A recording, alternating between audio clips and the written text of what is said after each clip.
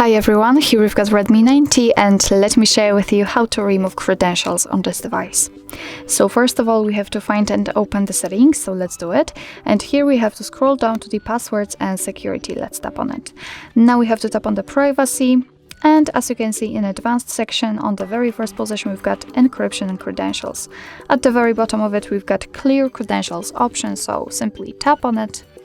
And here your device will ask you if you really want to remove all the contents, if you want to clear credentials. So let's tap on OK if you are ready. And as you can see, we've got the info that the credential storage has been erased successfully.